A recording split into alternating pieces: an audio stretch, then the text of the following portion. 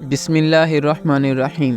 حضرت تھانوی رحمۃ اللہ علیہ کے ایک مرید تھے جن کو آپ نے خلافت بھی عطا فرمائی تھی اور ان کو بیعت اور تلقین کی اجازت دے دی تھی۔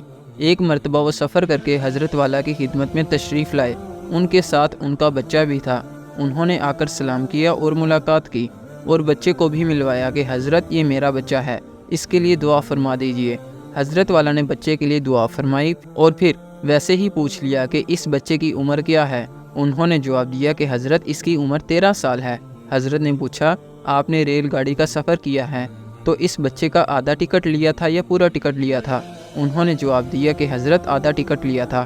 حضرت نے فرمایا آپ نے آدھا ٹکٹ کیسے لیا جبکہ 12 سال سے زائد عمر کے بچے کا تو پورا ٹکٹ لگتا ہے؟ انہوں نے عرض کیا کہ قانون تو یہی ہے کہ 12 سال کے بعد پورا ٹکٹ لینا چاہیے، اور یہ بچہ اگرچہ 13 سال کا ہے لیکن دیکھنے میں 12 سال کا لگتا ہے، اس وجہ سے آدھا ٹکٹ لے لیا۔ حضرت رحمۃ اللہ علیہ نے فرمایا انا للہ و انا الیہ راجعون۔ معلوم ہوتا ہے کہ آپ کو تصوف اور طریقت کی ہوا بھی نہیں لگی۔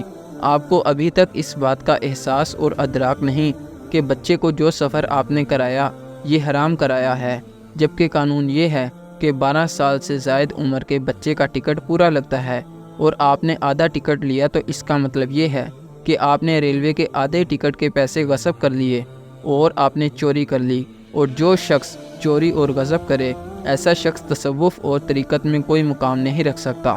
لہٰذا آج سے آپ کی خلافت اور اجازت بیعت واپس لی جاتی ہے۔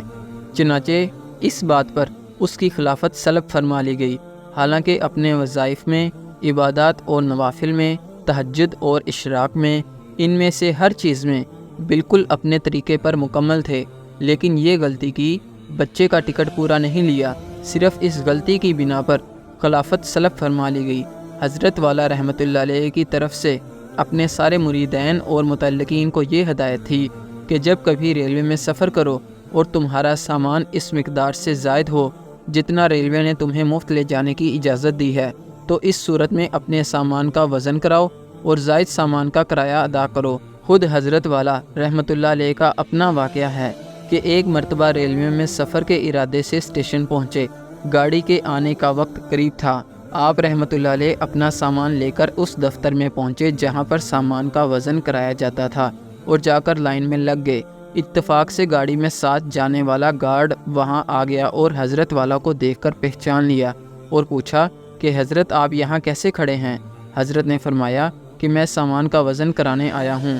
گارڈ نے کہا کہ آپ کو سامان کا وزن کرانے کی ضرورت نہیں، آپ کے لیے کوئی مسئلہ نہیں، میں آپ کے ساتھ گاڑی میں جا رہا ہوں، آپ کو زائد سامان کا کرایہ دینے کی ضرورت نہیں۔ حضرت نے پوچھا کہ تم میرے ساتھ کہاں تک جاؤ گے؟ گارڈ نے کہا فلاں اسٹیشن تک جاؤں گا۔ حضرت نے پوچھا کہ اس اسٹیشن کے بعد کیا ہوگا؟ گارڈ نے کہا اس اسٹیشن کے بعد دوسرا گارڈ آئے گا، میں اس کو بتا دوں گا کہ یہ حضرت رحمۃ اللہ علیہ کا سامان ہے، اس کے بارے میں کچھ پوچھ گچھ مت کرنا۔ حضرت نے پوچھا وہ گارڈ میرے ساتھ کہاں تک جائے گا؟ گارڈ نے کہا وہ تو اور آگے جائے گا، اس سے پہلے ہی آپ کا اسٹیشن آ جائے گا۔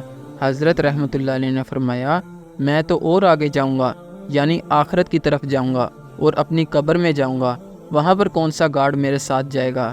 جب وہاں آخرت میں مجھ سے سوال ہوگا کہ ایک سرکاری گاڑی میں سامان کا کرایہ ادا کیے بغیر جو سفر کیا اور جو چوری کی اس کا حساب دو، تو وہاں پر کون سا گارڈ میری مدد کرے گا؟ چنانچہ وہاں پر یہ بات مشہور تھی کہ جب کوئی شخص ریلوے کے دفتر میں اپنے سامان کا وزن کرا رہا ہوتا تو لوگ سمجھ جاتے تھے کہ یہ شخص تھانہ بھون جانے والا ہے اور حضرت تھانوی رحمۃ اللہ علیہ کے متعلقین میں سے ہے۔